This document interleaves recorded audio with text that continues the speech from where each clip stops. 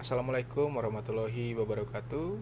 Kami dari kelompok 6, kelompok mata kuliah Automata dan Teknik Kompilasi, ingin mempresentasikan hasil kerja kami yang berjudul The Methods and the Madness. Kelompok kami terdiri dari saya, Jordi Alvin Nicholas None, ada Muhammad Dwi Andian Alizar, Daniela Yemimah Helena, Nur Agung Permadi, dan Salman Alfarisi. Berikut presentasi kami. Teori automata yang kita bahas dari buku yang dipergunakan dalam rangkuman ini berjudul Introduction to Automata, Theory, Language, and Computation.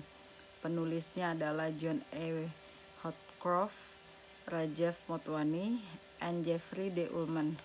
Rangkuman buku ini terdiri dari 11 bab, yaitu Automata, The Methods and the Madness, Finite Automata, Regular Expressive and Language, Properties of Regular Language, Context-Free Regular Language, Pushdown Automata, Properties of Context-Free Language, Introduction to Turing Machines, Undecidability, Intractable Problems, Additional Classes of Problems.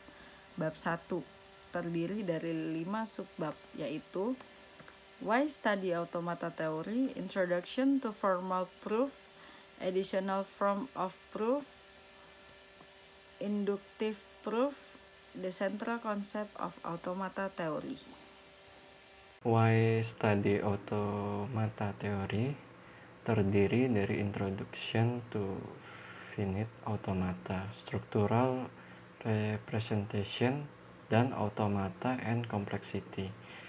Teori automata adalah teori mengenai mesin abstrak dan berkaitan erat dengan teori bahasa formal. Ada beberapa hal yang berkaitan dengan automata, yaitu grammar adalah bentuk abstrak dapat diterima untuk membangkitkan suatu kalimat automata berdasarkan suatu aturan tertentu. Ini dimulai dari tahun 1930 oleh Alan Matheson Turing yang lahir pada 23 Juni 1912 di Mayville, London, United Kingdom. Selanjutnya, beliau mempelajari mesin abstrak tersebut. Kemampuannya sangat dipergunakan oleh komputer sampai saat ini. Pada awal tujuan, Alan Matheson Turing ini menggambarkan batas-batas presisi di antara komputer dapat melakukan dan tidak dapat dilakukan. Beliau ingin mengetahui batas tersebut sampai di mana. Di tahun 1940 sampai 1950 ada jenis mesin sederhana. Mesin itu dinamakan finite automata. Dipelajari banyak peneliti di mana otomata mengikuti model otak atau model print yang hasilnya banyak berguna di berbagai macam tujuan. Avram Noam Chomsky yang lahir pada 7 Desember 1928 di Philadelphia, Pennsylvania, United States. Beliau melanjutkan penelitian dari Alan Matheson Turing. Noam Chomsky ini adalah ahli bahasa yang dia mempelajari grammar formal secara umum yang tidak banyak diketahui kepada mesin, tetapi grammarnya ini mempunyai kaitan yang sangat erat ke automata abstrak yang sampai saat ini menjadi dasar daripada komponen-komponen software yang sangat penting yang di dalamnya adalah compiler. Stephen Arthur Koch lahir 14 Desember 1939, Buffalo, kota New York. Beliau mempelajari apa yang dapat dilakukan dan apa yang dapat dihitung dan tidak dapat dihitung oleh mesin. Beliau memisahkan problem-problem yang dapat dipisahkan secara efisien oleh komputer, yang dimana problem-problem ini secara prinsip dapat dipecahkan tetapi memerlukan waktu yang banyak, sementara komputer dapat melakukan penghitungan dengan waktu yang relatif singkat, dalam arti komputer memecahkan masalah ini dalam waktu yang singkat. Problem ini dikelompokkan menjadi intractable, yang artinya kemampuan berinteraksi daripada komputer tersebut Karena semakin banyaknya input data, biasanya mesin akan semakin lambat. Seiring dengan perkembangan teknologi, kemampuan yang lebih cepat daripada komputer dan hardware komputer yang perkembangannya mengikuti hukum Moore law yang dampaknya itu sangat signifikan daripada kemampuan komputer untuk memecahkan masalah dengan input yang lebih besar. Pengembangan teori tes ini membawa apa yang peneliti-peneliti komputer sekarang ini lakukan. Beberapa konsep seperti finite automata, format grammar itu pergunakan di dalam desain mengkonstruksi jenis-jenis software yang penting.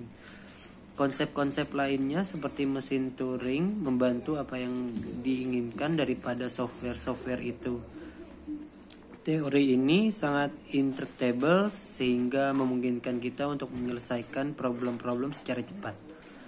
Bagian-bagian yang penting dari automata ini dia dapat dipergunakan sebagai software untuk mendesain dan mengecek rangkaian-rangkaian digital di mana komponen-komponen compiler memecahkan teks menjadi unit logik.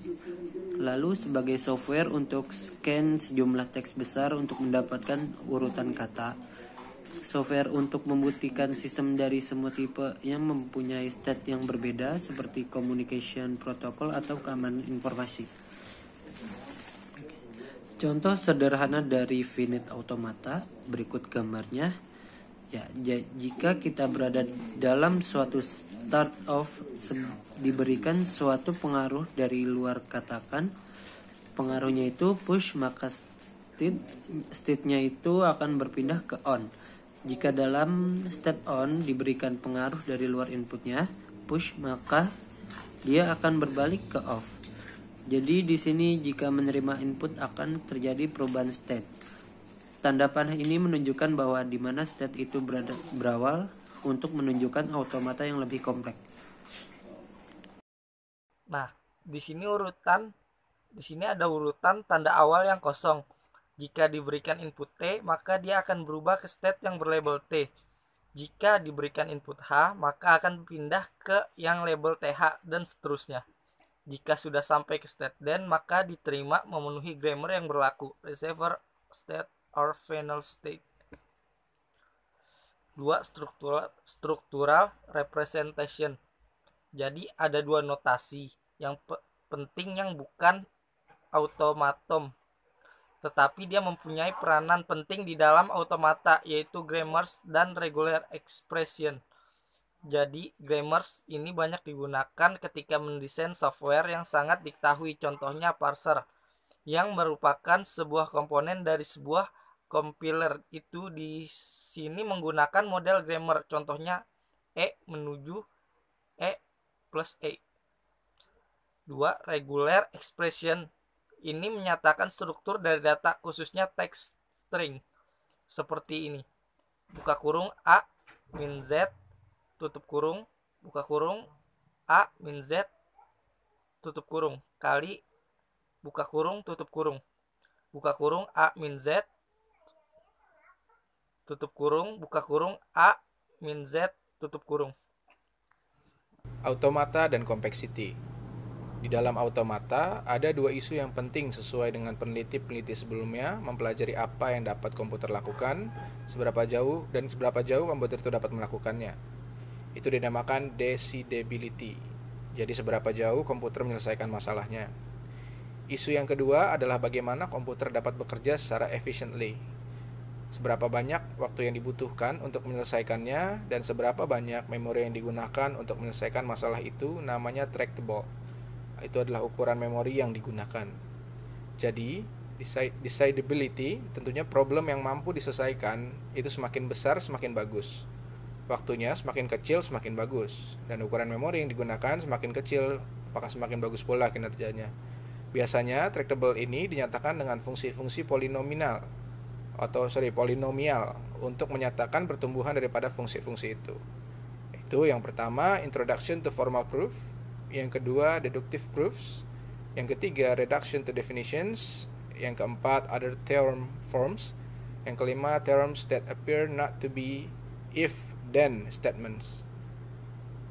Dari chapter 1 tadi kita bisa belajar kita bisa merangkum menjadi 5 bagian utama, yaitu kenapa kita harus mempelajari teori automata atau why study automata theory. Yang kedua, introduction to formal proof. Yang ketiga, additional forms of proof. Yang ketiga, inductive proofs. Dan yang terakhir, the central concepts of automata theory.